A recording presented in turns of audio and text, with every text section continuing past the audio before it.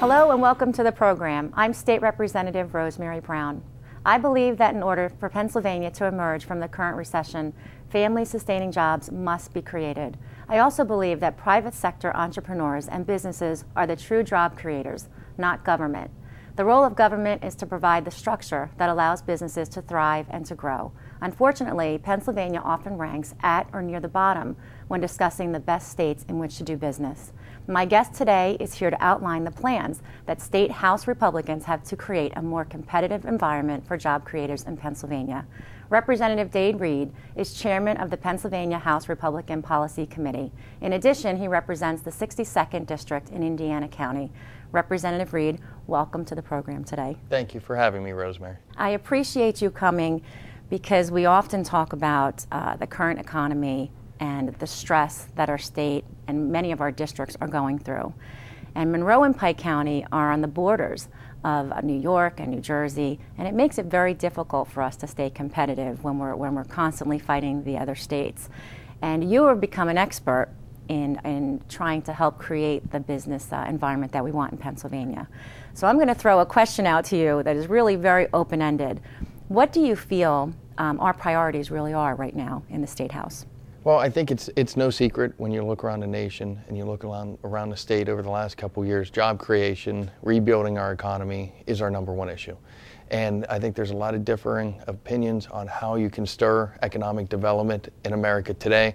You know, certainly we've tried a couple different models. We've tried the Keynesian model of government being the solution to every economic woe we may have. We've tried bailouts, we've tried big cardboard checks, we've tried stimulus packages, but we still have had 8, 9, 10% unemployment rates. So I think it's time for us to take a different approach. I think we've got to look at leveling the playing field, evening out our tax structure so that all businesses can compete, eliminate the loopholes out there that allows government to pick winners and losers. You know, look at lowering the cost of doing business for all job creators. You know, we've got to look at areas like tort reform, our unemployment compensation system, our workers' compensation system, our regulatory system. You know, for goodness sakes, our regulatory system is such a huge burden, particularly on small business owners that don't have an entire staff of accountants or attorneys to wade their way through all the red tape. You know, we've got to look at reforms in all of these areas to make Pennsylvania one of the more competitive states to compete to bring new jobs to our communities. The Tax Foundation just came out with a recent study that ranked Pennsylvania 50th as the place to do business in America. 50th, dead last in America as far as our tax climate goes. We need to encourage companies to come to Pennsylvania, not to leave Pennsylvania to create the jobs elsewhere. We've got good young workers with good solid work ethics. We want them to remain close to their families here at home, not moving to other states or other nations because government's created too burdensome of an atmosphere for them to succeed here at home. Yeah, and I hear that a lot with kids graduating trying to find jobs locally or in the state, and they do move out of the state because there's more opportunities. But we have done a lot so far in this last couple sessions as far as trying to help create a better environment for businesses in Pennsylvania. And as you mentioned, there's a lot of different factors, so it's not a quick fix. But there's a lot of different things that we have done, and one of the things you mentioned was the Fair Share Act.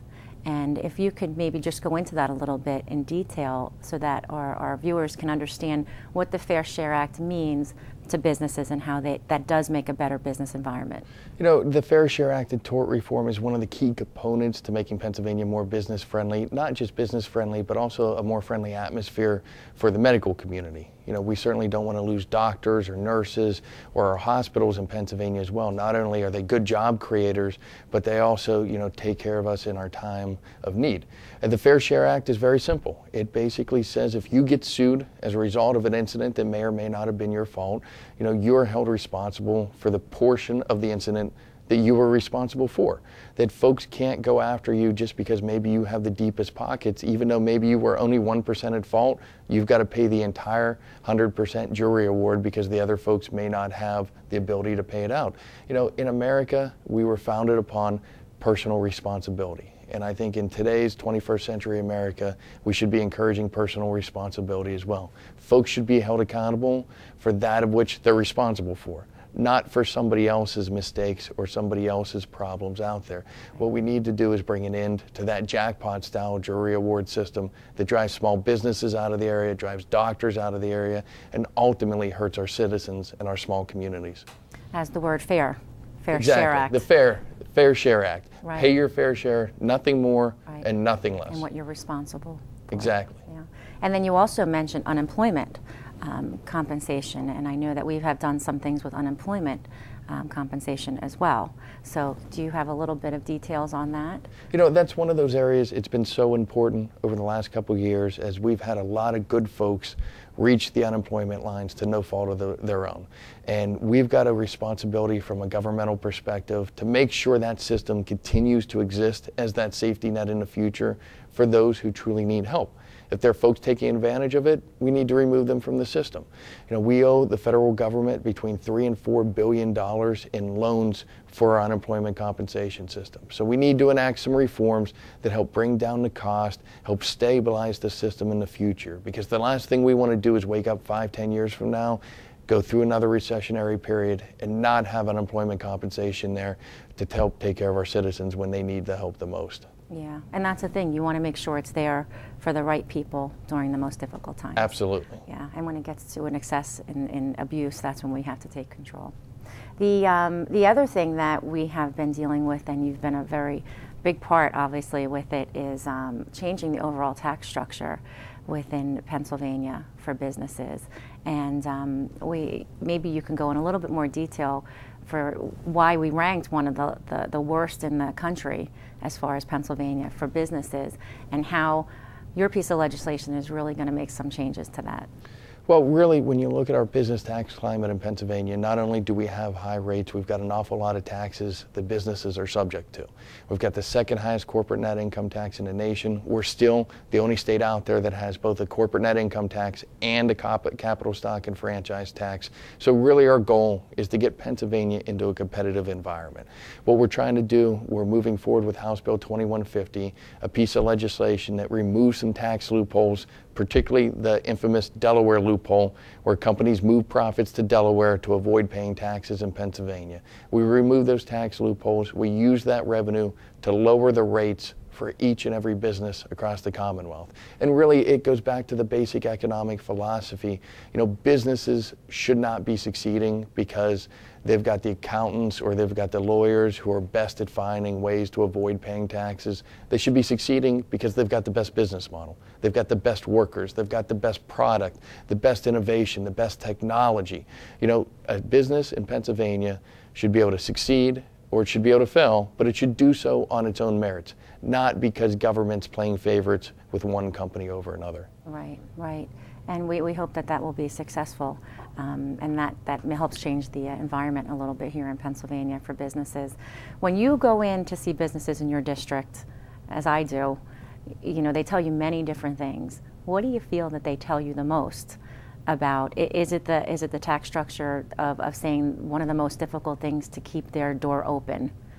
What is besides the economy, unfortunately, sometimes the amount of businesses has dropped, but is there anything specific that businesses will usually tell you?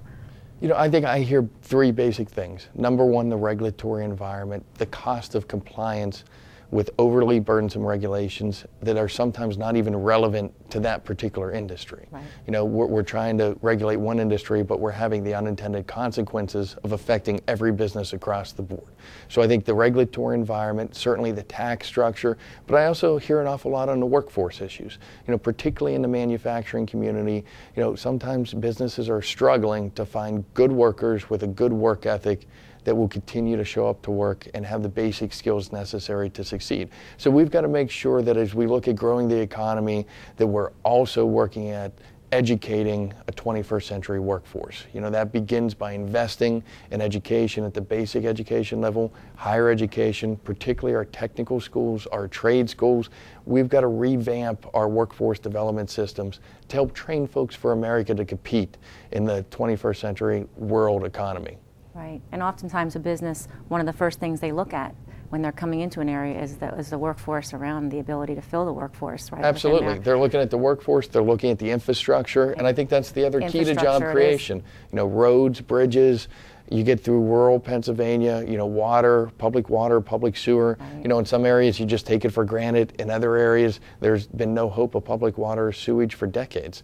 We've got to expand it. We've got to expand broadband internet access. If you're going to compete in today's economy, you got to have the tools necessary to do so. And part of government's responsibility is to create that infrastructure, create that base where any business can come in and any business can compete on a level playing field. Yeah, and it's interesting that we brought this up because in Pike County, which is even more rural than part of Monroe County that I cover, the infrastructure, I'm really starting to focus on that and where the needs are, and as we work with the economic development teams of each county, because that is a big issue. When you have a company that's interested and they're very interested in locating, but when they hit these roadblocks, they decide to go somewhere else. And they're not interested in waiting 5 years for it to be built either. Right. They're ready to make a decision. Right. They're ready to build the building, to compete, to get into the local economy. If they've got to wait 2 or 3 years, they're going to go elsewhere. We've got to build it so that indeed they will come. Right. So I think our efforts are very strong here in the House. Do you see any more efforts or within the near future specifically that you will be pushing as well as the rest of the House members as far as for a business environment? Certainly we're going to continue to work on the unemployment compensation issue.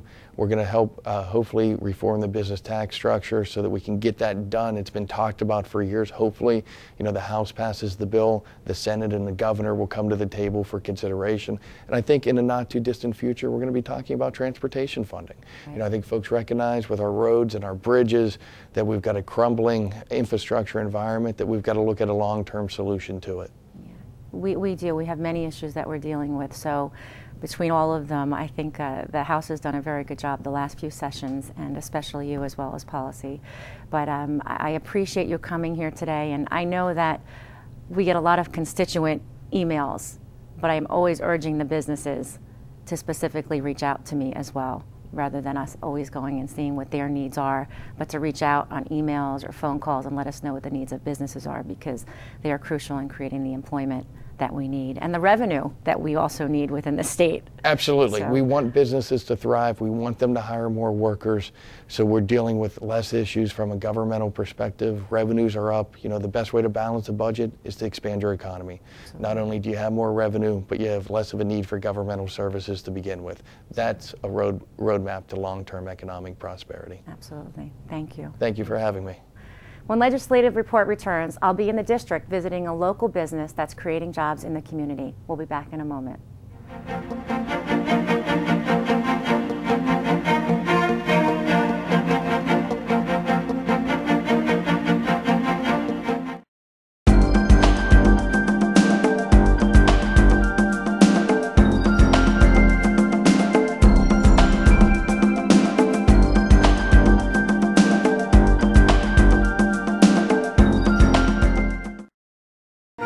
Did you know that Act 16 of 1999 honors one of the greatest leaders in the Pennsylvania House of Representatives? The Matthew J. Ryan Legislative Office Building, once known as the Capitol Annex, is located next to the main Capitol building and honors the late Speaker of the House, Matthew J. Ryan. Those who visit this building will observe the magnificent architectural designs providing eloquence and grandeur to the building. Known as one of the greatest members in the history of the Pennsylvania State House, Matthew Ryan started his career in the legislature in 1963 and was elected Speaker in 1981. His charisma and knowledge will forever be reflected in the building now named after this great legislative leader. Now you know. Welcome back to Legislative Report. I'm here in my district with owner of Fernwood Resort, Jim Ertl. Jim, thank you for spending some time with us today. Thank you for having us. And I know that Fernwood is a new venture for you. And I know our viewers, some people have heard about this transition. So maybe you can fill us in a little bit about when you purchased Fernwood. And Fernwood was always known as a big area within this strip of 209. Sure. But there are parts that you have acquired, and there are other parts that still remain with the previous owners in Bushkill Group. So maybe you could help us a little understand. Sure. We purchased it in January. we're working very closely with the Bushkill Group. It's still an overall resort, has all the amenities, but we're adding on quite a few amenities, changing some of the amenities in the hotel and convention center. Those changes include we opened the Big Daddy's Family Barbecue, our second location here at Fernwood.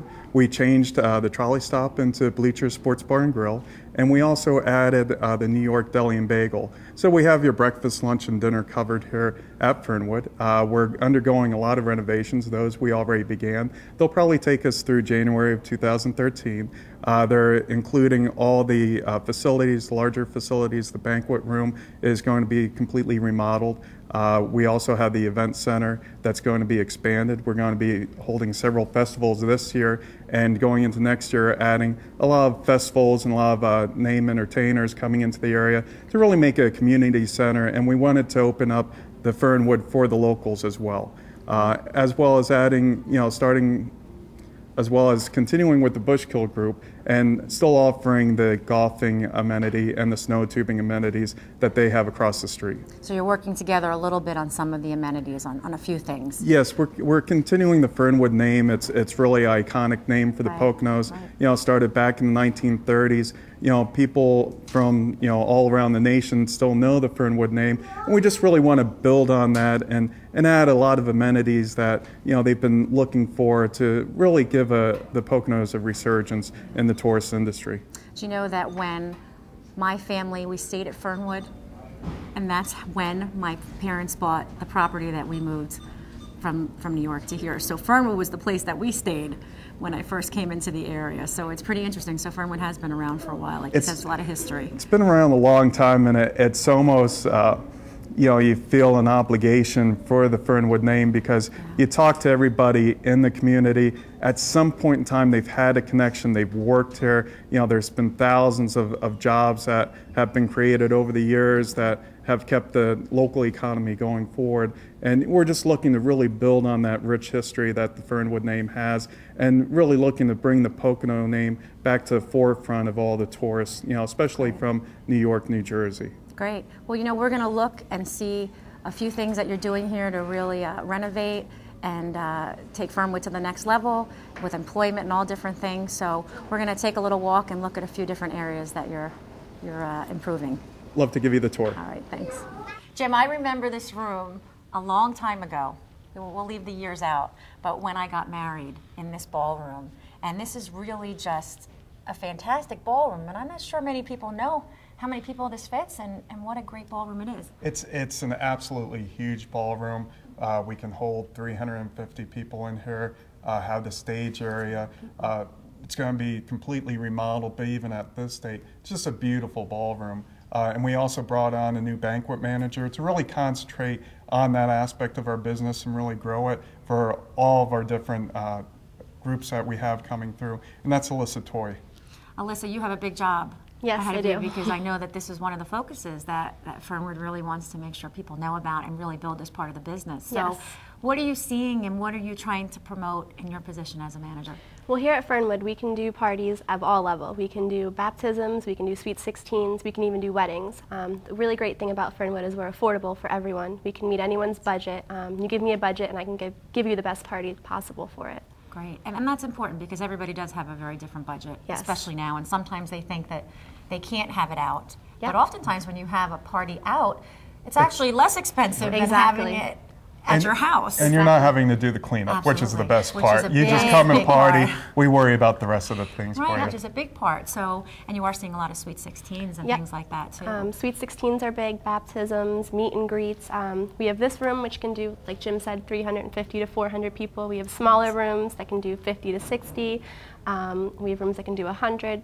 Any size we can accommodate here. Great, and I know we're going to look at some of these other rooms too, as far as, Now, what about the food, real quickly? And we're going to head off to the next location to look at some of these rooms. But the menu is pretty varied. Anything and everything, a little bit of everything? We have the Big Daddy's barbecue.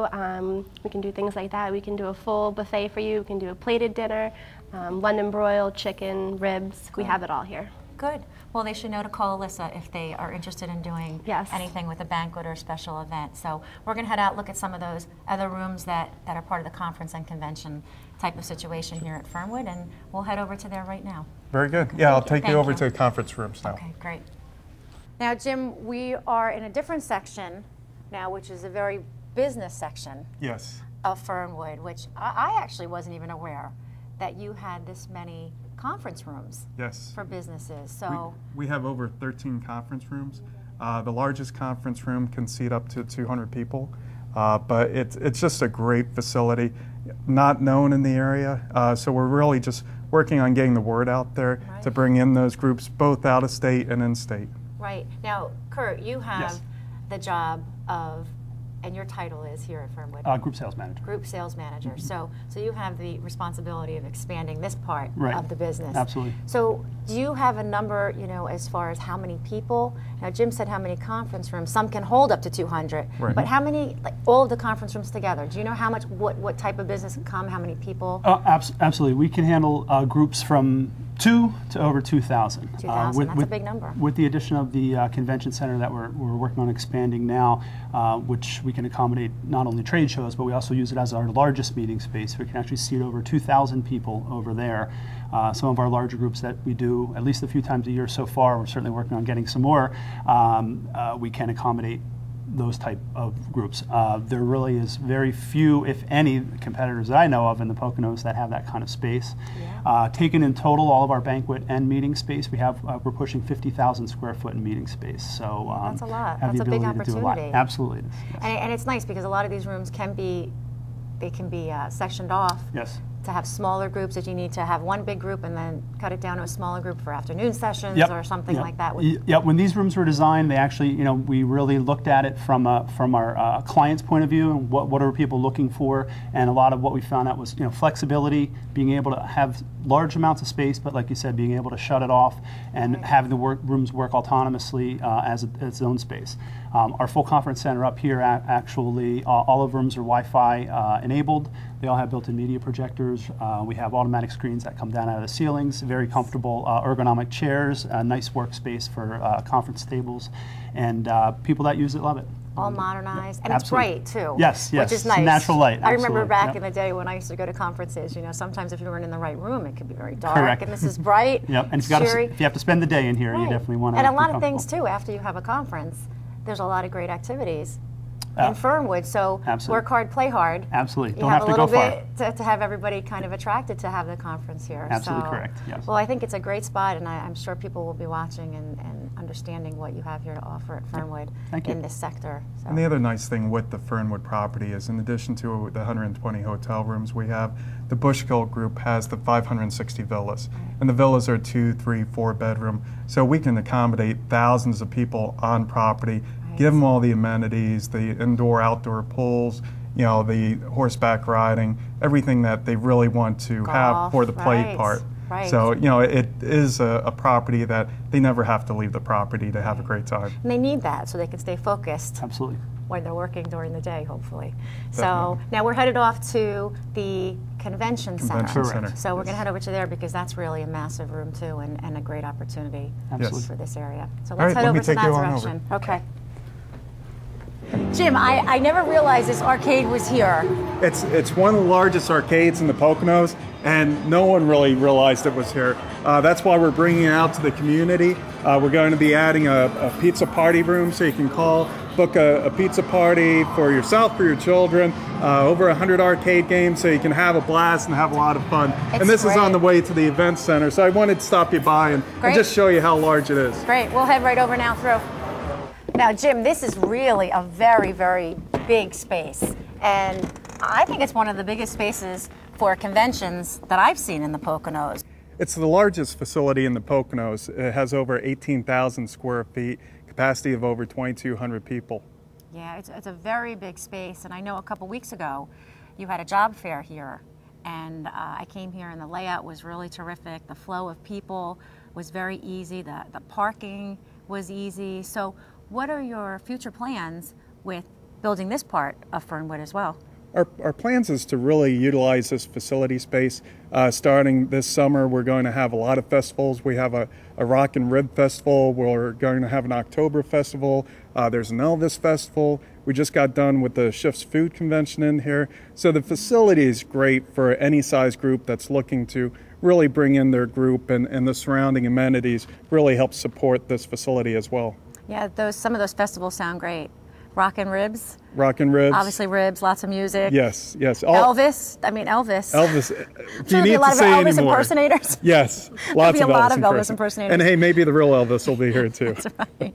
And what was the other one you said? We're going to have the Oktoberfest.